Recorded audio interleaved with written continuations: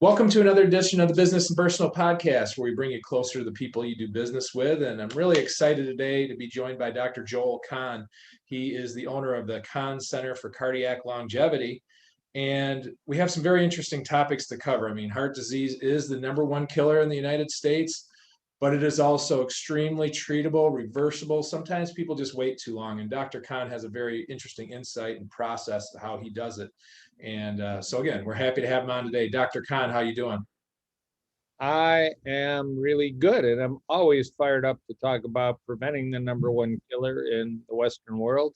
And really, there's going to be one person or 5 people or 10 people listening to this that it may actually save their life. So that to me is really, really great.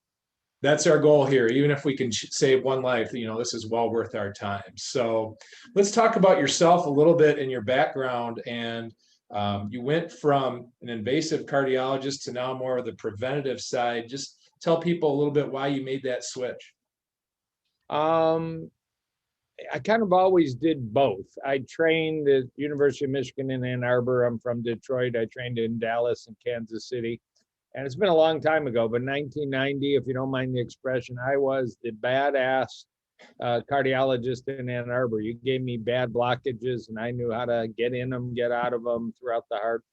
But I had, even before that, adopted an all plant-based diet. I did that in undergrad first year. So before I was a cardiologist, I was a plant eater. We didn't really use the term vegan or whole food plant-based. But the point was, in my personal life, I was working out, I was eating well. I wasn't perfect. I mean, I obviously wasn't smoking, but I was aware that prevention was a real goal. And then all of a sudden, just 3 weeks after I started my first job, 1990, a study was published by somebody who's the real leader, Dr. Dean Ornish, that you could reverse established blockage using diet, stress management, fitness.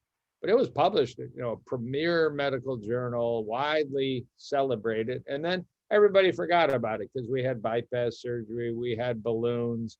A little later on, we had stents, which were much better than balloons. But it was always, known to me, and part of my practice, I'd be treating Mr. Jones or Mrs. Smith's heart attack and talking to them about oatmeal salads, bean chilies, and meat substitutes. Until about 6 years ago, I had already gone back to a university and gotten an advanced degree. If I was going to throw away my balloons and stents, I wanted to make sure I really, really knew all the tools, the tricks, the science of prevention. And, they're both fun careers, but I want to put my former self out of business by basically making it unnecessary to need emergency catheterization, emergency stents, emergency bypass. And again, everybody listening today has an opportunity, very simple. And this isn't about an elite program or an expensive program or an exotic program. In the next 2 weeks, anybody listening can actually find out if they have silent heart disease and start digging into what the heck to do about it. And if you don't have silent heart disease, then you better make some changes to make sure you can preserve that special health gift that, maybe 40% of people really are walking through their life without any signs of heart disease, but I can figure it out. That's what we do every day in my clinic. There's so many different aspects of heart disease too. I mean, you hear stories of people that are physically perfectly fit, exercise all the time, but sometimes it's hereditary. So it's important, even if you feel like you're in perfect health, just to get checked out, at least know where you're at. Yeah, and just to follow up on your statement, there are also different kinds of heart disease. I'm not talking about children born with holes in their hearts. I'm not going to talk about strokes today, although a lot of what goes on in the heart goes on in the brain vessels. Erectile dysfunction, a male topic. A lot of what goes on in the heart goes on below the belly button, very important clue to heart disease. We're talking about clogged arteries. You're born with gorgeous arteries through your body. And many of us, by the time we're 40, we're all gummed up and we don't know it. And at 45, we're having a heart attack. We may or may not, make it through. So we're talking about hardening of the arteries, atherosclerosis. That's what does what you just mentioned. Damn, Tom and Sally looked so good last week when we saw them. I can't believe they're gone, because that's what a heart attack can do without warning. Hundreds of thousands. I mean, that's hundreds of thousands of people in the United States every year, despite pandemic, before the pandemic, were dropping dead without any warning. And every one of them could have been identified as being at some risk, a week before, a month before. It's not hard. So when we talk about identifying, I think on your website you had 4 pillars that you can kind of look at that really help people see where they stand. And I want to kind of break all of those down, starting with arterial age and knowing your arterial age. That's, I think, a good starting point. Talk about that a little bit. Yeah, that goes back to a English physician, unbelievably 400 years ago, Dr. Sydenham, very well known in England and all through Europe, kind of the Hippocrates of his day in the 1600s. And he made a famous statement, I think, based on autopsy, because that's what was available then. A man is as old as his arteries. And of course, now we'd say a human is as old as their arteries, and we keep everything else out of it. But that was a concept that really has to this day not really entered medical practice. I challenge anybody listening, when was the last time you were at a routine physical with your primary care doc and they said, we really should determine how old your arteries are? And I'm assuming these are people that haven't had bypass, stents, heart attacks, because those are old arteries. Those are not healthy arteries. I don't care what age you are. That's aging. But Tom, Mary, Bob, Sue, let's figure it out, and then we can decide if we need to add more medication, change your diet, get you back in the gym. Let's figure out your arterial age. And there's 2 simple ways to do that, but I'll let you lead the charge. So what, I guess the main question is, what is a safe zone? Like if someone's 45 years old, what's the safe zone for their arterial age to be in range of their actual age? Right. And there are many, there are basically 2 ways to do that directly that are available to people. And they often talk about, just to tell you the language, statistics, what percentile are you in? You're a 48-year-old man and you go for one of the 2 studies we'll talk about in a minute. And the report comes back, you're in the 30th percentile. That means compared to other 48-year-old men, you're better than average. Now, 20th percentile is even better, 10th percentile is even better. And it works, unfortunately, very commonly the other way. Steve, you're 48 years old, but this study says your arteries are like a 64-year-old man, and it was compared to other people your age, so it's pretty fair statistical comparison.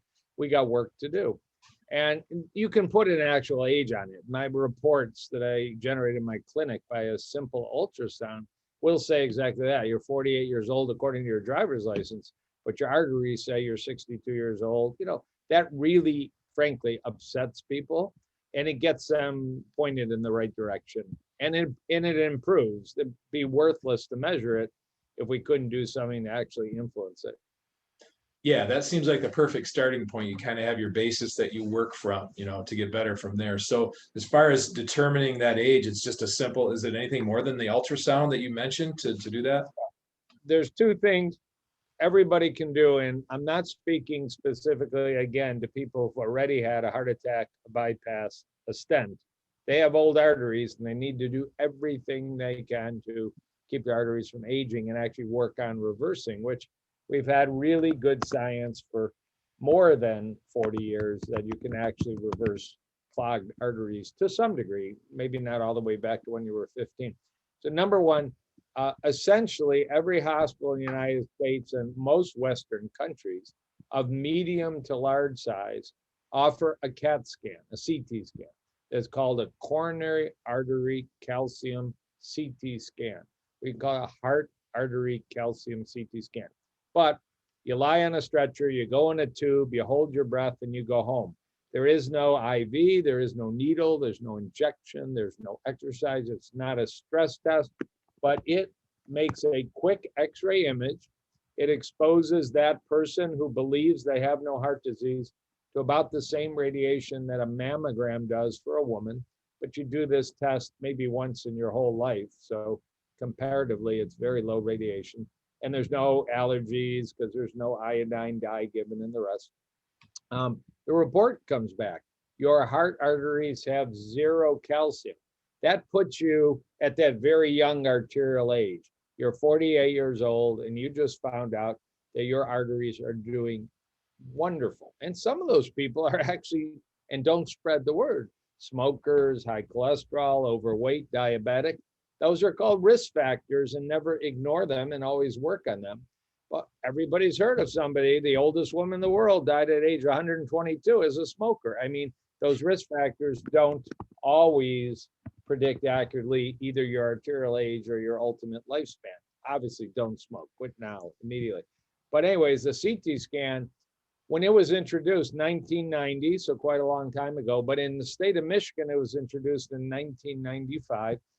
It cost about $1,200 out of pocket to get a coronary artery CT scan. It was a pretty elite study, although motivated people heard about it and went and got it done very safely. It's now free in Cleveland. If you go to the University Hospital in Cleveland and say, I want a coronary artery calcium scan, they have enough commitment to the health of the public. They actually don't charge for it, and they haven't charged for it for years. In most cities, it's $50 to $150 cash, and you pay for it. In most cities, insurance won't cover it for reasons you can learn about. In the state of Texas, it is covered by insurance. There's a wonderful documentary. Don't take it just from me. Watch a documentary on Netflix called The Widowmaker Movie, all about why in the state of Texas, this scanning procedure is offered to all citizens at age 50 and covered as part of a state insurance program. So I urge everybody to get more information through that documentary. Now, usually you have to ask your primary care doctor. This is wickedly sad because we've had this study for more than 30 years, and it can identify good news or rather disturbing news. But most primary care docs still don't order it. Only in the last 2 years has the American Heart Association, the Canadian Cardiology Society, and others started to say, if your cholesterol's up and you think you're fine, this was probably the test to ask your primary care doc for. But that hasn't actually reached most of the primary care docs. So you may have to educate your primary care doc that there's books written on this topic. I will be a little promotional, but I actually wrote this book 7 years ago, Dead Execs Don't Get Bonuses. I redid it about 2 years ago, updated it. And all it does is ask people to understand that these tests are out there and available. And here you can see a woman without any needles or injection going into a tube for about 10 seconds. It's the easiest test. And you get pictures that show if your heart arteries are full of calcium, which is aging. That's why we call it hardening of the arteries, because calcium ages arteries, or not. So it's simple to do. Everybody should do it. Maybe if you've been a former smoker, if your brother had a stent at age 42, do it between age 40 and 45. There's a lot of people who have heart attacks before they're 45. I think 45 is a great age for everybody except those higher risk people. But if you've had a stent or bypass, you don't need this test. This is for the unknown huge number of people, executives, business people, teachers, husbands, wives. And it's not just a male thing. I mean, women get heart disease as often as men. On average, they get it about 10 years later than men. So I wouldn't rush. If a 45-year-old woman was leading a healthy lifestyle, still having periods, pretty low risk, unless her family history is just scary. But by age 50, I want a woman to have this test too. It's statistics. It's not a sexist, gender-based thing. And so the other test, just to complete it, if you can find the proper office, I happen to be one of those offices in southeastern Michigan, the Kahn Center, you can do a very special ultrasound of the carotid arteries, and you can get arterial age. And I wasn't really preparing exhibits, but I'm in my office and I have these around. I'm covering a patient's age. This little study shows that a woman who I believe is age 61, her right carotid is completely free of plaque. That's gorgeous. Left carotid has one little spot. It is actually pretty small. And I can read through the paper. When we first did this 3 years ago, she was 58, but her arterial age said 62. Her arteries were a little older than the average 58-year-old woman. I'm proud to say now she's 61, and it says her arterial age is actually that of a 47-year-old. Wow. We dropped her arterial age. She changed her diet. She started to exercise. I use special magic beans, supplements, vitamins, and if needed, prescription drugs.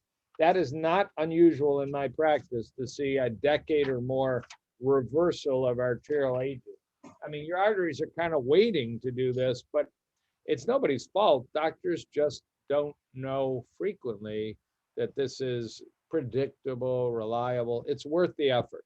I like hamburger. Okay, would you like younger arteries? Yes, maybe we shouldn't eat hamburger. I mean, you got to make some changes. It's not going to happen doing nothing, of course. It's funny, sometimes I think we're more worried about what we put in our cars, our vehicles, than we are on what we put in our own bodies, you know? No doubt about it. You know, we plan vacations, at least pre-pandemic, with more care and precision than we plan to get the health effort over and over. We assume we're okay. And this is not about scaring people, but you can ask anybody who's had a big heart attack.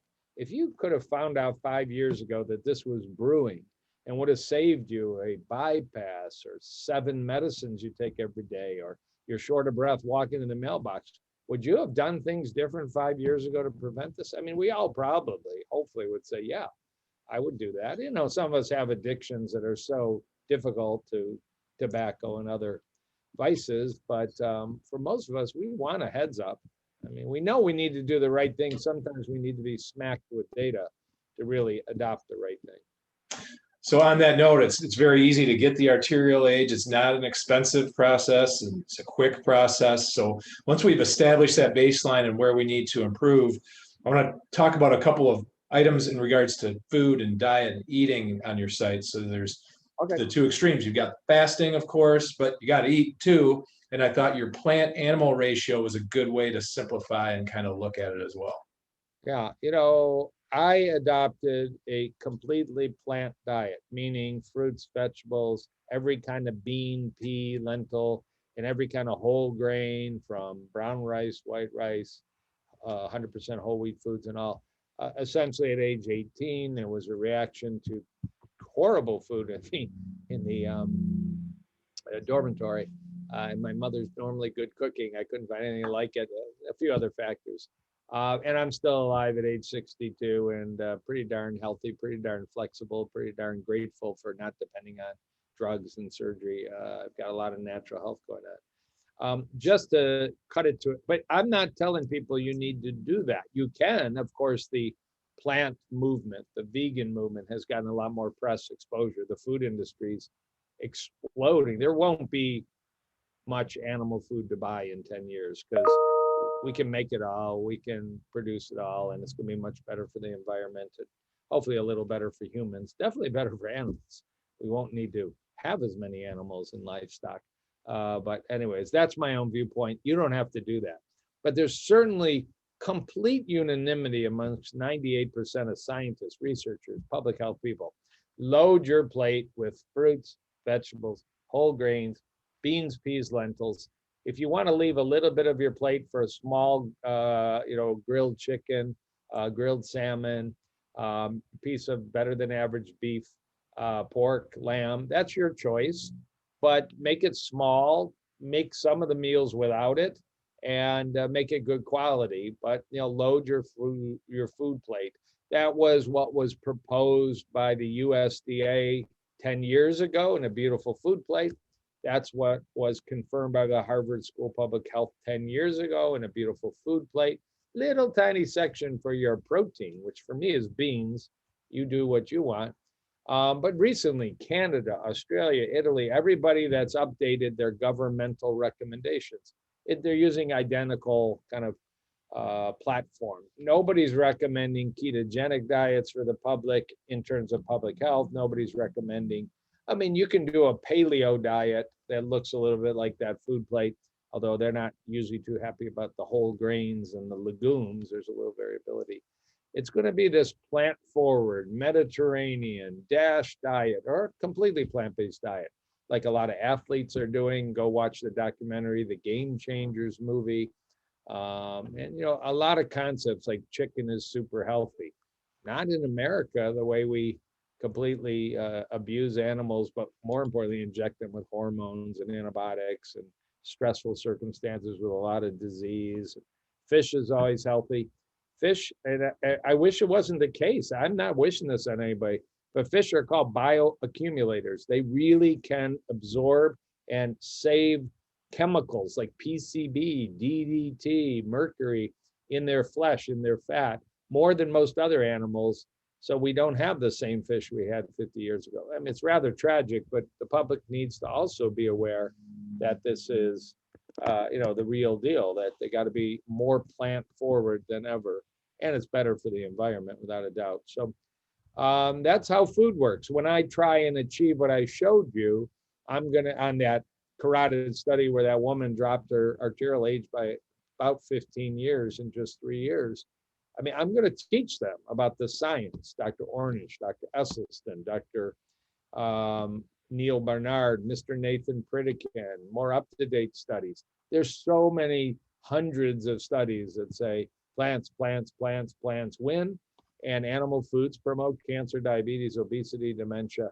And some people eat these foods and do fine. It's just like smoking. It's not a one-to-one. But if you want to up the chances, your arteries are going to stay healthy.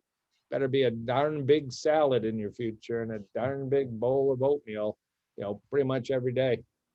And I think a lot of people understand that, but maybe they don't really put it to practice until maybe they see their arterial age and they see the gap that they need to close. And then that's ultimately usually what forces that kind of change. A celebrity dies, an athlete dies, a brother or sister-in-law dies. It gets a lot of people thinking about it for about a week. And some of them will actually go forward and get the proper testing and make the proper changes. But generally, it's another day you woke up feeling okay. It doesn't mean it's another day that your arteries are necessarily healthy. And then what about fasting? What are some things that you've seen that have been successful around that?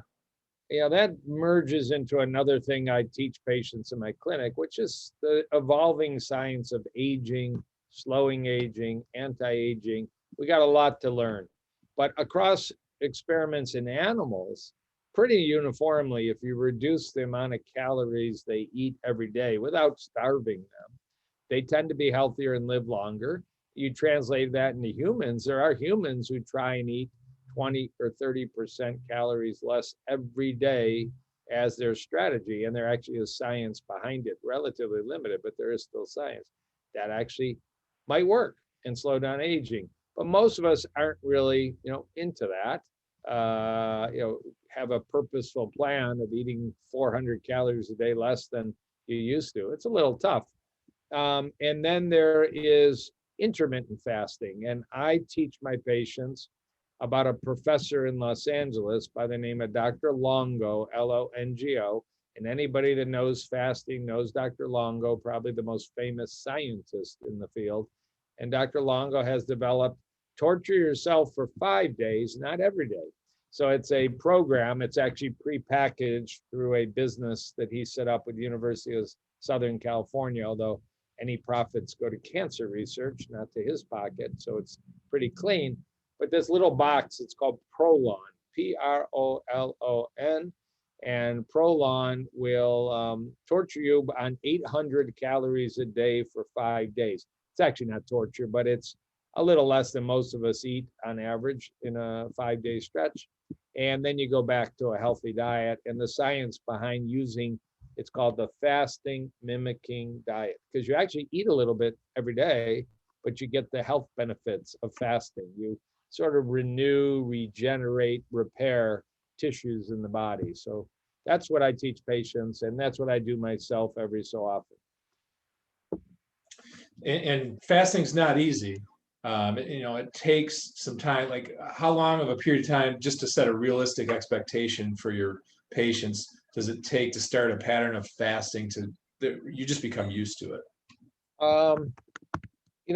The response to Dr. Longo's program is usually 90%. This was amazing and thank you and all. And 5 to 10% of people just hate it. I mean, it happens. What are you going to do? And they're not going to do it again. But for those that like it, they often do it 3 months in a row. And so 5 days out of 30 days, it's not that restrictive.